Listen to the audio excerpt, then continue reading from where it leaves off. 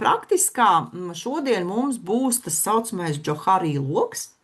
Paskatīsimies caur tādām 4 prizmām, kā tad mēs paši uz sevi skatāmies vai prezentējam sevi sabiedrībā, un ko sabiedrība par mums domā un kā viņa redz mūs.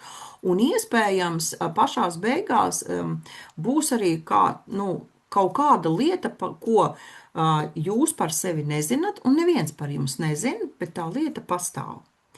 Lūk, bet pirms mēs ķeramies šim te Džoharī logam, šai tehnikai, es gribu mazliet ieskicēt, kā tad jūs varat strādāt ar kārtīm, ja? Vai veidi, kā tiek strādāts ar kārtīm. Nu, tātad, tad, kad kārts atklājās, tad, kad kārts ir redzama, jeb attēls ir redzams, mēs sev uzdodam pirmo jautājumu, ko es redzu kārtī? Nevis uzreiz, kā tas ir caur mani, bet ko es redzu kārtī. Ja? Un pierakstam. Būs ļoti svarīgi, kad jūs arī pierakstat. Tad, ko es redzu kārtī? Kā tas saistās ar mani vai attiecās uz mani? Ja? Var uzdot jautājumu, kas es esmu šajā kārtī? Ko es daru šajā kārtī? Ja? Jeb ko tēls dara šajā kārtī un kā tas atsaucās uz mani? Arī tā var fokusēties, ja acs nofokusējas uz kaut kādu vienu priekšmetu vai vienu elementu vai vienu objektu, tad var skatīties caur šo vienu elementu, vienu fokusu.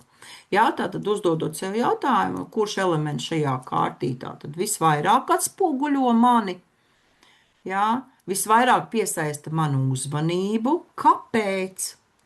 Un kā tas saistās ar mani un kā tas šis te elements vai objekts vai priekšmets var man dot kaut kādu atbildi, ja, par attiecīgo jautājumu.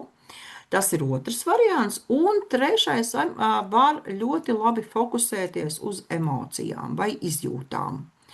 Ja, izjūtām. Ja, piemēram, citreiz ir tā, ka cilvēks skatās uz bildi, un viņš neko tur nesaprot, un viņš neko nevar pateikt. Bet iekšā viņam pilnīgi ir vesels spektrs ar dažādām sajūtām, izjūtām, un varbūt kaut kādas izjūtas uzjūtīt kaut kādas atmiņas. Ja? Tad mēs fokusējamies uz izjūtām vai emocijām. Ja? Par kādām emocijām man ir jādomā, skatoties uz šo kārti. Ja, jeb kāds noskaņojums ir šai kārtī, ja, kā es jūtos skatoties, kur man, teiksim, tās emocijas dzīvo ķermenī, jo tas arī ir ļoti svarīgi, kur mums šīs te sajūtas, emocijas ķermenī atspoguļojās. Citam saraujās vēders, citam tur pleci sagumst, ja, citam sāk sāpēt galva, ja, tad to visu piefiksējam. Tas var ļoti, ļoti noderēt. Nu, lūk. Tātad tas ir veidi, kā mēs varam strādāt ar kārtī. Būs diva veida izvēles. Pirmajos 2 jautājumos es piedāvāšu kārtis atklāti. Tad, kad jūs redzēsiet attēlu, un no esošajiem attēliem jums būs jāizvēlās viens attēls, kas visvairāk raksturo šo jautājumu. Ja, šo jautājumu. Un tad tas, kas nāks, jums tās interpretācijas nāks, lūdzu, pierakstiet priekš sevis. Stāstīt nevienam neko nevajadzēs. Ja, tas ir jūsu, kā saka, privātais, personīgais interpretācija. Ja. Dalīties ne ar vienu šodien nelikšu. Un 2 jautājumi būs aizklātas kārtas. Jūs redzēsiet tikai kāršu muguriņas, kuras visas ir vienādas, un būs katrai muguriņai, katrai kārtī būs savs cipariņš. Būs jāizvēlās cipariņš, jāpiefiksē viņš kaut kur, lai neaizmirstat, un tad, kad es vēršu vaļā pa vienai kārtī, tad jūs ieraudzīsiet savu kārti. Un atkal notiek tā pati interpretācija rakstiski. Lūk tā, nu ko, gatavi. Jā, tā tad lūk, šeit mēs redzam tehniku Džoharī loks. Tātad, kāpēc Džoharī loks? Tāpēc, ka viņš izskatās kā loks, kā šie 4 tādi savienoti kvadrāti. Un katrā kvadrātā jūs arī varat uz savas kādas A4 lapas vai savos pierakstos ļoti labi šādu te kvadrātu uzzīmēt. Jā. Šādu kvadrātu uzzīmēt un, piedošana, man kaut kas jau notiek. Un priekš sevis tā tad uzrakstīt augšējā kreisajā pusē, tad sadalām lapu, ja, kā tad četros tādos kvadrātos. Augšējā kreisajā pusē varam uzrakstīt: es par sevi zinu, un arī citi par mani zina. Ja, un arī citi. Šeit būs tas, ko jūs rādat pasaulē par sevi. Ja, un to, ko jūs gribat, lai pasaule par jums zina, redz, kā viņa redz jūs. Ja, tā tad šeit būs jāizvēlās tas viens attēls, kas prezentēs jūs, nu, kā kā jūs gribat, lai pasauli jūs redz. Augšējā labajā stūrī uzrakstam: es par sevi zinu, bet citi nezina. Un šeit būs jāizvēlās attēls, kurā jūs mēģināt no pasaules noslēpt kaut kādas lietas, ko jūs tā kā ļoti negribētu, lai pasaule par jums uzzina. Bet jūs paši zinat. Ja? Jūs paši zinat. Lūk, kreisajā apakšējā stūrī uzrakstiet lūdzu: citi zina, bet es nezinu. Šis ir tas saucamais aklais punkts. Ko tas nozīmē? Šādi jūs redzat apkārtējie, šādi jūs redzat pasauli. Un iespējams, ka varbūt jūs nojaušat, bet varbūt jūs nenojaušat vispār. Ja? Un te būs tā pirmā aizklātā kārts, kur jūs izvēlēsieties ciparu. Nu, visbeidzot, apakšējā labā stūrī uzrakstiet: nezinu ne es, ne citi, bet tas eksistē. Un šeit ir tas saucamais nezināmais es. Šeit iespējams var atvērties, jo šeit arī būs aizvērta kārts. Šeit iespējams var atvērties kaut kas, kas ir ļoti būtisks jūsu dzīvē, bet par kuru jūs nenojaušat, ka tas ietekmē ļoti spēcīgi jūsu dzīvi. Un arī citi to nenojauš. Ja, un te bieži var būt tā, ka te ir tādi, tādi pēkšņi atklājumi, ja, kad pēkšņi tu saproti: wow, jā, un sāc vilkt kaut kādas kopā lietas un saproti: ak, mans Dievs, kā tas strādā. Ja. Lūk, ko mēģinam? Mēģinam lēnām, ja kaut kas nav skaidrs, jautājiet, bet ejam cauri. Tātad pirmais būs: es par sevi to zinu, un arī citi par mani to zina. Un šeit jūs redzat 10 tēlus,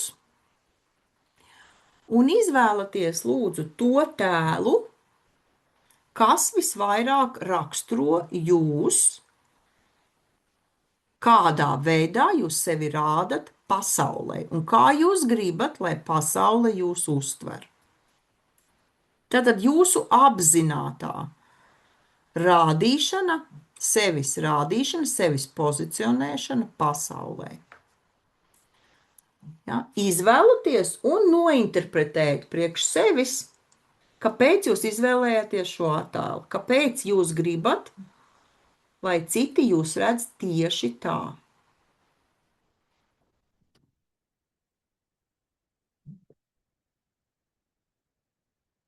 Ja, un tie, kas varbūt skatīsies mūs vēlāk ierakstā, arī droši var apstādināt video un pastrādāt un paskatīties ar šo konkrēto attēlu. Un šeit ir tātad pirmais jautājums: ko es redzu attēlā? Kas tas ir pa tēlu? Ko tas tēls tur dara? Kāds viņš izskatās? Ja? Un kā tas saistās ar mani šajā jautājumā, kā es gribu, lai pasauli mani redz? Kāpēc tieši šādi es gribu, lai pasauli mani redz? Ko tas man dod? Ko tas dod pasaulē?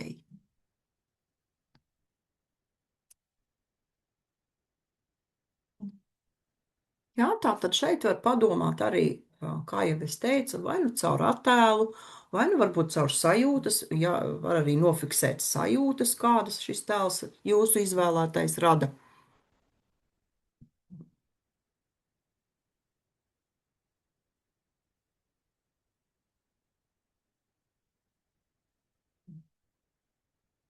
Tātad, kāpēc tieši šāds izvēlētais tēls jums liekas pievilcīgs, lai jūs sevi pozicionētu pasaulē, lai pasauli tieši šādi jūs redzētu?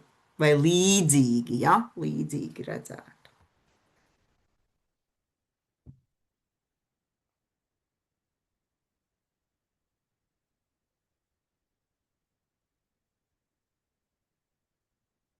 Hm?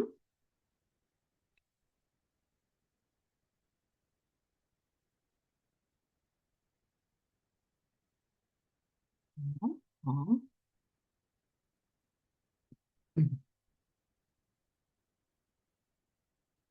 Un viens tēls, kurš atbild uz jautājumu, es par sevi to zinu, un arī citi par mani to zina. Un interpretējot, varat izmantot, vai vienkārši rakstīt teikumos, var arī interpretēt atslēgas vārdiem. Jā, vienkārši atslēgas vārdi, ā, tā ir īsāk, lai īsāk pierakstītu, jā, un nepazaudētu to domu.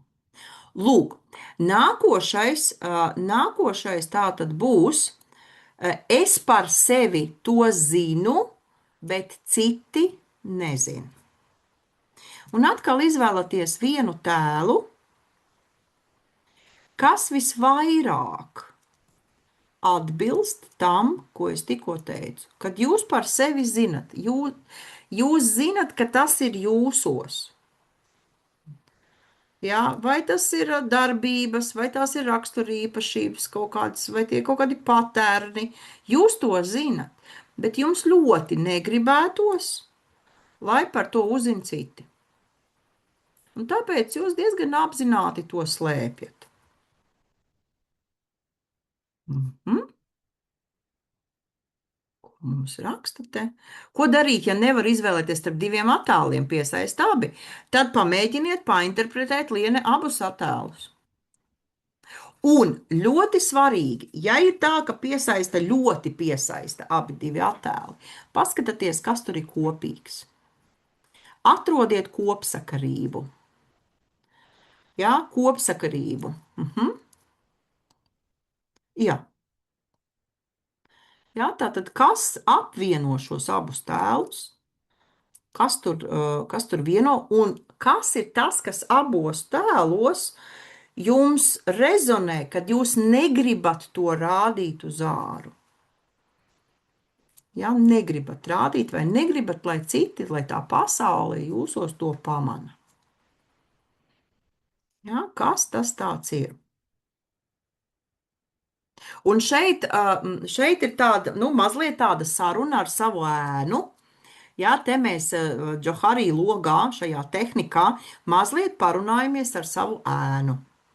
Jā, jo mēs noteikti to zinām. Jā, kas tur mums varbūt tā ēnas pusīte ir, jā, bet mēs tā baigi apzināti negribētu, lai visi pārējie to redz. Jā, mēs tā kā gribam to noslēpt. Un te ir ļoti svarīgi arī apzināties, ka nevajag ignorēt. Nevajag par to kaunēties, ja, ka jūs kaut ko negribat, lai rādītu citiem. Tā ir jūsu personības daļa, tā tas ir. Un, ja mēs spējam uz to jau paskatīties, ja mēs spējam to tā, teikt, ok, man tas nepatīk, bet tas ir manī, to es zinu, ja? Tas ir ļoti pozitīvi jau, jo cilvēks neignorē savu ēnas pusi. Ja, ja cilvēks sāk ignorēt savu ēnas pusi, viņa tāpat izlauzīsies kaut kādā brīdī. Ja, un tāpat viņa parādīsies, bet tur var būt, kā saka, ar dažādiem momentiem. Vai tas parādās kaut kādās ļoti smagās krīzēs, vai kaut kādos triggeros ļoti smagos, ja? Es tagad neaicināšu visus uz revolūciju, un visiem tagad ārprāt, tagad pieņemam visi savas ēnas puses, nē. Bet es stāstu to, ka šajā tehnikā tieši šīs loks ir tad, kad cilvēks apzinās, ja, ka viņā ir arī ēnas puses, kuras, jā, viņš negrib uz āru rādīt, tas ir absolūti loģiski, ja, bet viņš, tā kā apzinās, viņš neignorē viņu, ja, neizstumj ārā šo ēnas pusi. Tā kā ļoti labi nointerpretējiet, paskatieties. Tātad es par to zinu, ka tas ir manī, bet citi cilvēki to nezina. Tad es mēģinu to noslēpt. Un te ir jautājums, kāpēc kāpēc es mēģinu to noslēpt? Jā, kas ir tas, ko es mēģinu noslēpt? Jā, un arī, protams, kāpēc mēģinu noslēpt? Jā, ko tas man dod? Un ko tas dod arī pasaulē? Arī tāds ir ļoti svarīgs moments. Mhm.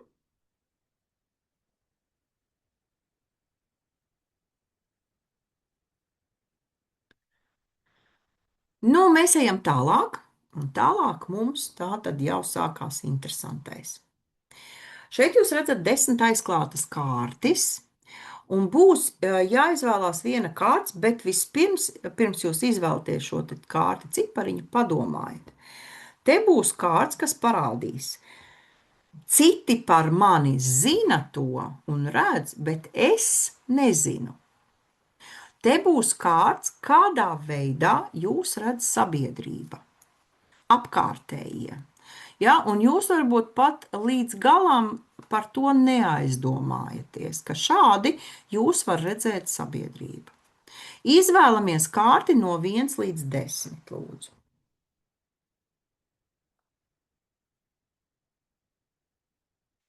Un es pa vienai atklāšu vaļā. Tātad tie, kas izvēlējās pirmo, otro, trešo, ceturto, piekto, sesto, septīto, astoto, devīto un 10.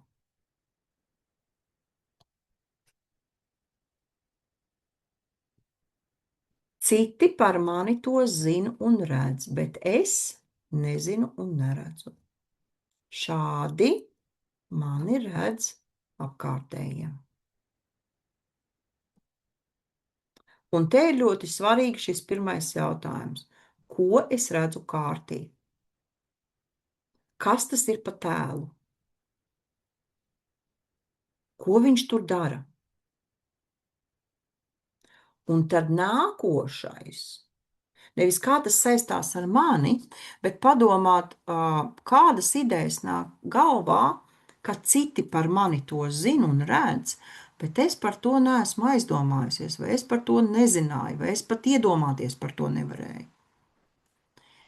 Jā? Kas tur nāk, kādas tur nāk tās asociācijas ārā? Kas liecina un liek domāt, ka tā mani redz, jā, tā pasaule? Kas tur tajā manī tā ir, ka šādi mani redz pasauli? Hm? Un šeit var būt gan stiprās, gan ēnas puses. Jā, nevajag domāt, ka te ir tikai viens ēnas puses. Šeit var būt gan stiprās, gan ēnas puses. Jā, un iespējams jūs saredzat abas. Jā, un pierakstiet un piefiksēt priekš sevis abas puses. Jā. Vai ja jūs redzat tikai ēnas pusi, pamēģiniet atrast šo te stipro pusi jūsu, kā redz jūs citi tajā attēlā. Vai tieši otrādi, ja jums tik liekas, o, jā, baigi forši, jā, nu paskatieties arī varbūt kaut kādu, kas tur varētu būt, nu, netik forši varbūt. Jā. Tad paskatāmies, jā, tādu kopsaucēju starp stipro un ēnas pusi arī, jā.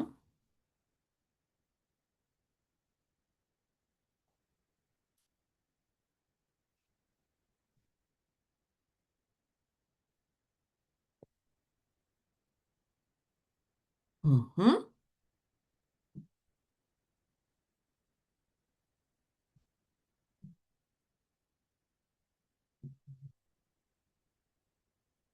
Nu, lūk, tātad citi par mani zina un redz, bet es nezinu un nesaredzu to. Jā, tātad kā mani redz apkārtējā pasaule? Ko izvēlētais tēls man mēģina pastāstīt?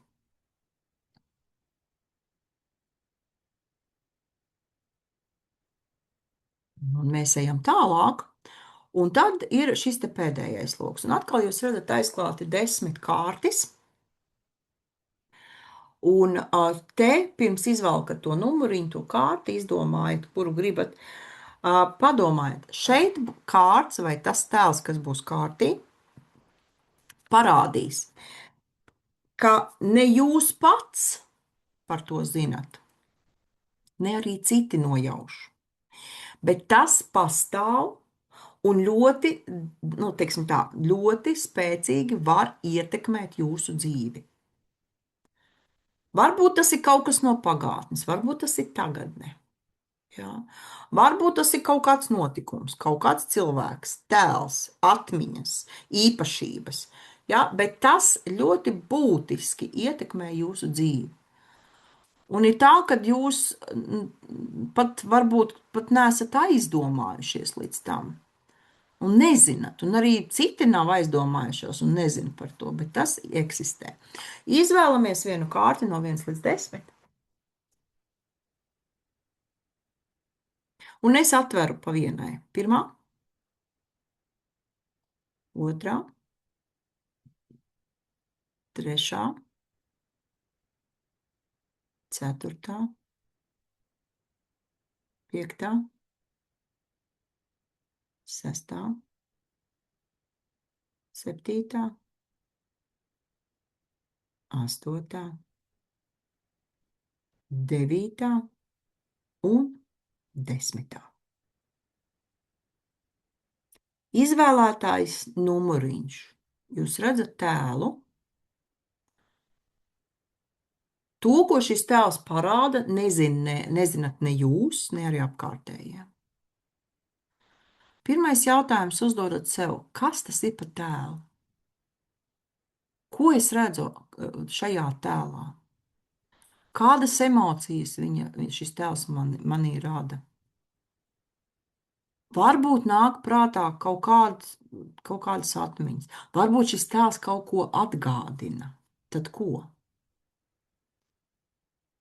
Varbūt tas atgādina kaut ko dzīvē, varbūt tas atgādina kaut ko, piemēram, tēlu no filmas, no grāmatas, no pasakām varbūt kādām. Jā, piefiksēt to. Ko šis tēls man stāsta, ko es viņā saredzu, ko viņš dara, kādas ir viņa rakstura īpašības. Un tad, kad jūs to visu esat sainterpretējuši, uzdodiet sev jautājumu, kas no šī tēla ir manī un kā tas ietekmē būtiski manu dzīvi? Vai kas ir tas, ko tas tēls varbūt dara, vai kā viņš dzīvo, uzvedās, ja? Un kā tas ir saistīts ar manu dzīvi, un kā tas būtiski ietekmē manu dzīvi? Vai varbūt nāk kaut kāda pēkšņa atklāsme par kaut kādu, nezinu, situāciju, par kaut kādu cilvēku, par kaut kādu raksturīpašību, ja? kas pēkšņi jums attaust prātā, un jūs sakat, re, kur ir tā atslēga? Re, kur ir tas risinājums tam, ko es te visu dzīvi meklēju, ja, vai daru?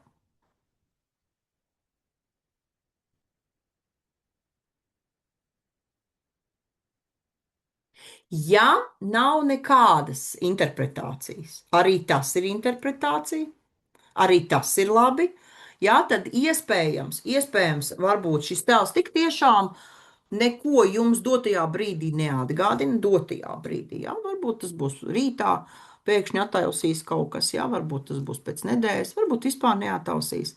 Jā, tad tas var būt, kā es teicu, kārts vienkārši nelaiž tālāk, jā, zemapziņa nelaidīs tālāk par to, cik jūs esat gatavi strādāt. Un tāpēc arī visās nodarbībās es vienmēr to pieminu un arī tagad saku, ar varu no sevis neko nav jāspiež ārā. Ja nav nekādas interpretācijas, ja nav atbildes, arī tā ir ļoti laba atbilde. Ja, ar varu neko nemēģināt spiest ārā.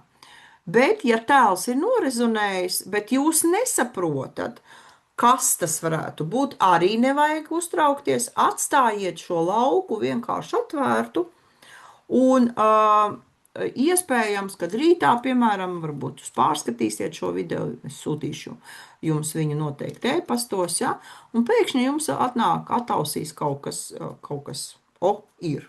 Ja. Varbūt var parādīties kāds sapnis, jā, vai varbūt kāds simbols vai zīme atnākt kaut kur pēkšņi jūs pamanat un jūs saprotat, kur ir. Jā, tā kā ir jāsaprot, ka zemapziņa jebkurā gadījumā ir sakustināta un tā atbildi var nākt lēnām, bet var atnākt ļoti arī ātri.